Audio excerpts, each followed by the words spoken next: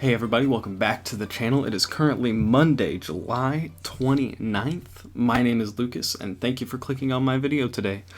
Today we're going to go over a deal that I made at the end of May, where I bought a bunch of Game Boy Advance games in original boxes off of Facebook Marketplace. We're going to jump right into that in a minute. I do just want to update you guys on that $1,500 deal that I did a little bit. I've had 90% of it listed now for about a week, and already I've made back $1,200 of the $1,500, which is a little bit ahead of schedule compared to where I thought I would be. I figured it would take me about two and a half weeks to get my $1,500 back, and then after that, all that profit would trickle in. I never really expected to make like $2,000 in like 3 weeks. Like, that was never what I thought was going to happen. So really happy with how that's going. I didn't go to yard sales this weekend, and I worked on getting some of this listed and getting some of my death pile out of the way. We're not going to talk about the clothes over there. That's just going to stay over there. So, but yeah, so really productive week, even though we didn't go to yard sales. And then next week I won't be going to yard sales either. It'll be 3 weeks in a row with no yard sales. So I'll be ready to go the week come after that. So really good there. Like I said, I want to talk about the Game Boy Advance deal that I did at the end of May and kind of break it down, tell you how much I ended up paying in fees, and show you exactly how much profit I made off of these items. So down in the description will be the link to the initial video where I bought it. It's only like the first 10 or 15 minutes of that video, so if you want to go check it out, you can go down there. If not, you can just stay right here and I'll recap everything for you. We're going to go item by item, because every single item that I bought I sold. I'm not sitting on any of it anymore. It's all gone, and it sold relatively fast. It only took a month to sell all of it except for one item, and that last item sold over the weekend. So really happy with how that turned out. It was a really quick turnaround. Again, that was one of those deals where I thought I was going to be sitting on it for 4 or 5 months, and it only took technically 2 months, but most of it was gone within one. So to break down how the deal happened, on Facebook Marketplace, a lady posted some Game Boy Advance games all in their original boxes. Well, some were out of their box, but most of them were in their original boxes. There were some Pokemon games, and she was asking $160 for them. I offered her $120. She said she had another buyer at $160, and then I said I will pay the $160, and I went later that day and bought them from her. So I paid $160, and then my fiance gave me $30, and I gave her a copy, or the box, for Pokemon Emerald version. I kept the game cartridge. She got the box. And she also got another game, The Legend of Zelda 4 Swords, I think, or something like that. I don't remember. It's on my shelf in there. I should know. But so she gave me $30. I gave her those two things. And so really I only paid $130 for everything else, is the way that I looked at it. I paid $130. What I did after that is I took all the Pokemon games that have batteries in them, and that's how the game saves. You need that battery to be able to save and do some certain in-time events. Like, some Pokemon only show up at nighttime, and you need that battery in there for it to run its clock. So I went to a guy that I bought games from for my personal collection, stuff like that, a lot, and had batteries put in all these, and that cost me another $50. So I went from $160 to $130, back up to $180, which is the final spot of how much I spent on all these games. And those batteries are really worth it. As you'll see, some of the games really go up in value if they have that fresh battery in them, or a battery that's working anyway. But being able to put new battery in the title really makes you stand out compared to the others. So that's something to think about if you ever run across some of these games that have batteries in them. So yeah, also I got some batteries replaced in some of the more expensive games that weren't Pokemon too, but they're not as vital, but it, like I said, it helps you save and stuff, and it really increases the value of these games. So yeah, let's just jump into it here. We're going to go item by item, from the cheapest item I sold all the way up to the most expensive game out of this lot. And first off, I'm going to say these two games, Pokemon Silver version and The Legend of Zelda Minish Cap, I sold both of these games off Facebook to an online friend of mine. I sold Minish Cap for $80 and Pokemon Silver for $40, if I remember right. Yeah, $120, and then they paid $5 for shipping too. I tried to tell her that she could have free shipping, but she wanted to pay shipping too. So sold those for $120 with $5 shipping on it. So just want to note that, because that's not going to show up on all these eBay listings that I'm about to show you. Alright, so if I'm off looking over in this direction, it's because I've got the screen up here that has all my best offers, because I did take quite a few best offers on some of these games. So if I'm looking over here, it's me reading off the prices of these games to you. So first off is Tony Hawk's Pro Skater 2 for the Game Boy Advance. I sold this one. I took a best offer of $5 with free shipping. This is one of the games I expected to sit on for quite a while because it's not that expensive of a game. But yeah, I took a best offer of $5 on that with free shipping. Up next was this copy of Super Mario Bros. Deluxe. I took a best offer of $9 with free shipping on that one.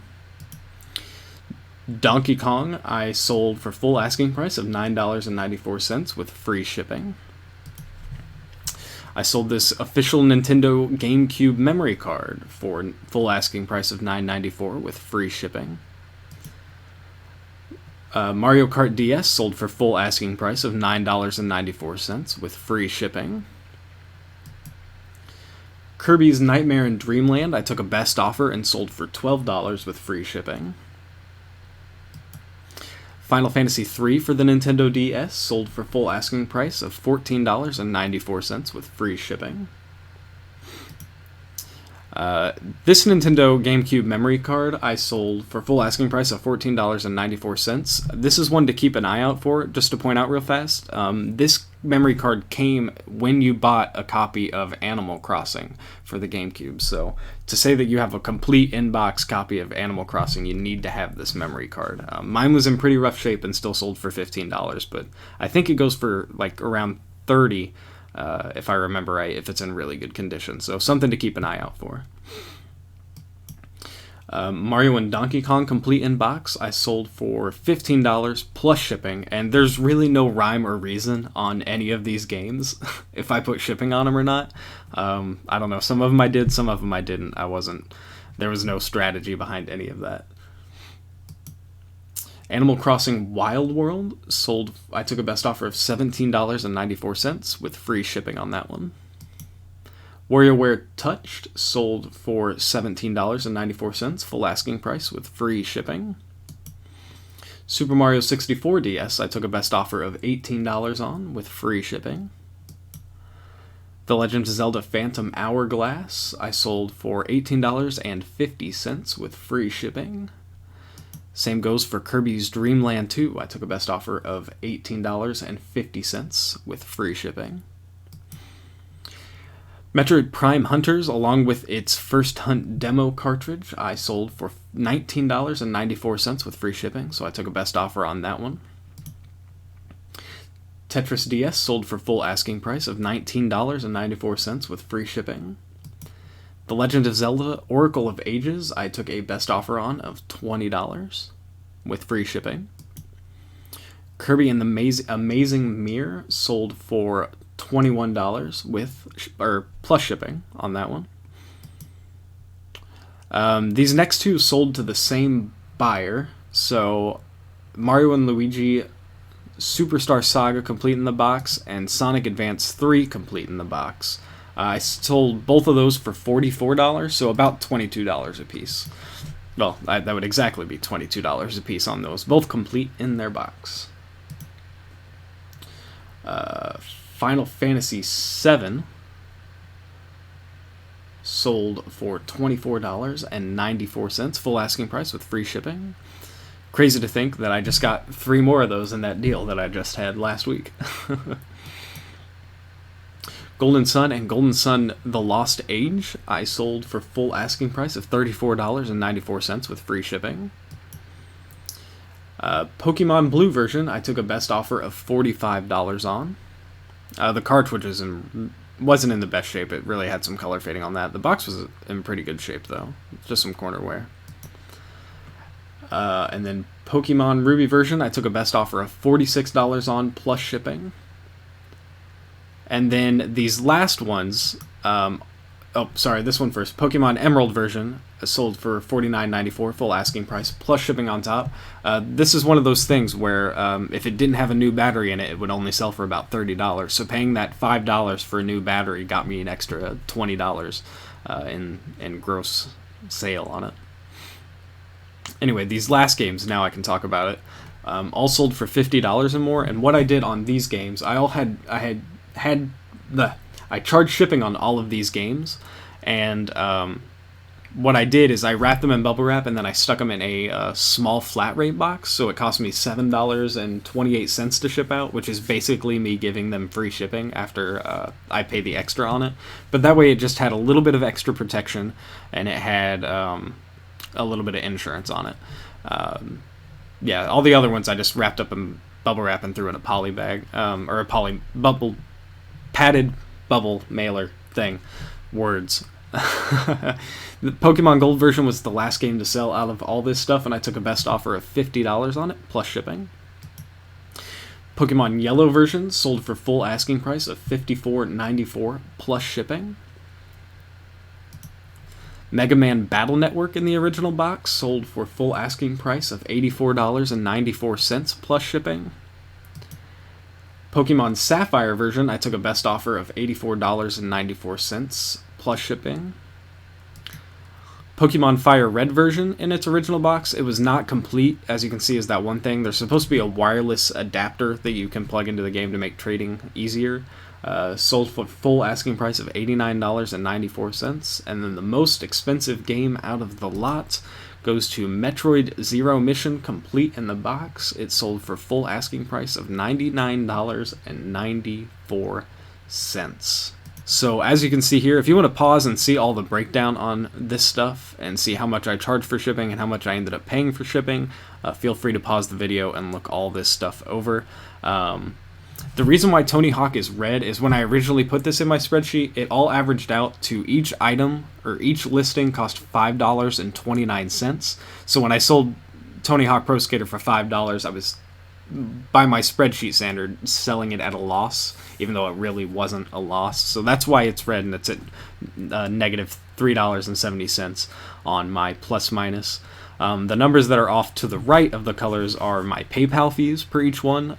I don't put PayPal fees in my spreadsheet just because it's really easy to add up by taking sold amount plus shipping charged minus PayPal deposit to figure out your PayPal fees. So I just do that there. And I also don't calculate my eBay fees in my spreadsheet. I take all my eBay fees out at the end of the month by adding up all my plus minuses and then taking it out from there. So as you can see from the spreadsheet, did really, really well. The most profit I made off a single thing was, of course, the Minish Cap and Pokemon Silver that I sold together for $120 plus shipping. So I ended up making $105. Like I said, so it cost me $10.49, I think, or whatever for that. So it came out to $105.61 in profit after those fees. So yeah, let's scroll over here. Okay, so total invested, I spent $180. I sold everything for a whopping $1,101.98. For shipping, I charged $55.50, but overall I ended up paying $119.30. My eBay fees were $97.11. Now this eBay fee includes, I think it was still 10%. I don't think I opened my store except for Pokemon Gold. I think was the only ones where I got a little bit of a lower fee. But some of these I did boost with ads, some of the ones that would sell a little slower.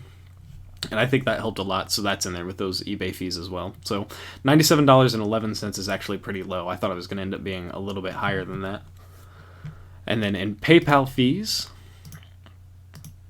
I paid $44.60. So if you want to take your guess without doing the math, without cheating, down in the comments below, let me know what you think my total profit made was. I'll give you a couple seconds. All right. So in profit, I spent $180 after taking out fees and extra shipping that I paid and stuff like that. I made in profit $716.12. That is not bad if you ask me for a $180 investment.